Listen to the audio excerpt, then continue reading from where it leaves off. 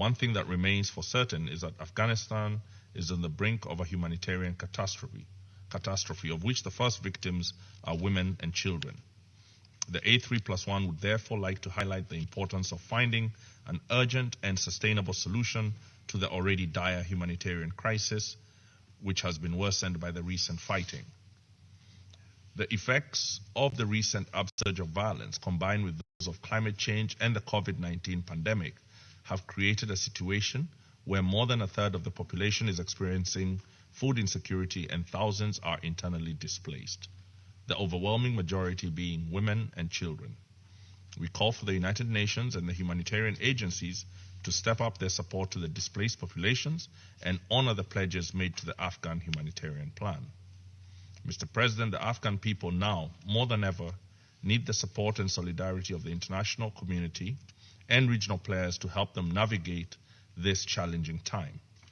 Every effort must be made to mitigate the pains of the civil war and to assist them in their search for peace and a stable environment conducive to the pursuit of democratic governance as well as social and economic well-being.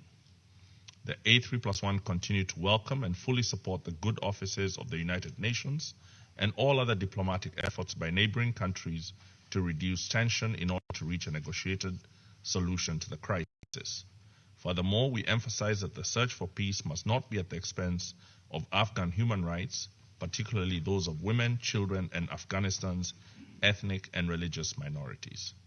While making peace requires settlement between combatants, we believe that the international community does not wish for peace processes to reward and legitimize the use of military interventions and association with terrorist organizations through political recognition.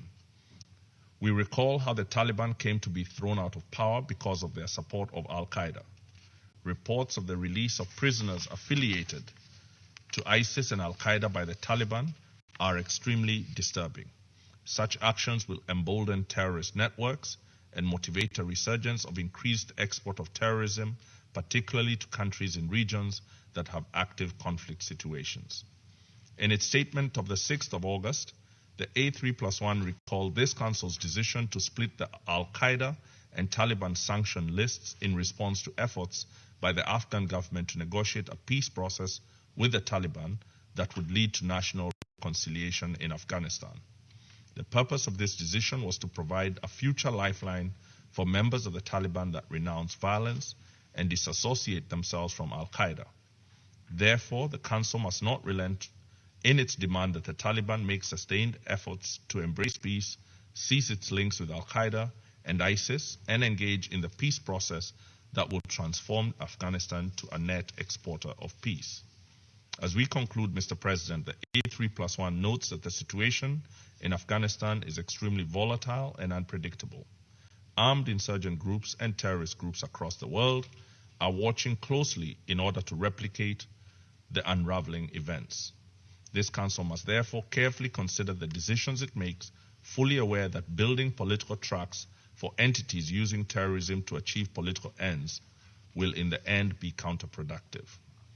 Finally, Kenya, Tunisia, St. Vincent and the Grenadines, and Niger reaffirm their unwavering solidarity with the people of Afghanistan during these uncertain times and reaffirm our support for their vision for a peaceful and progressive country.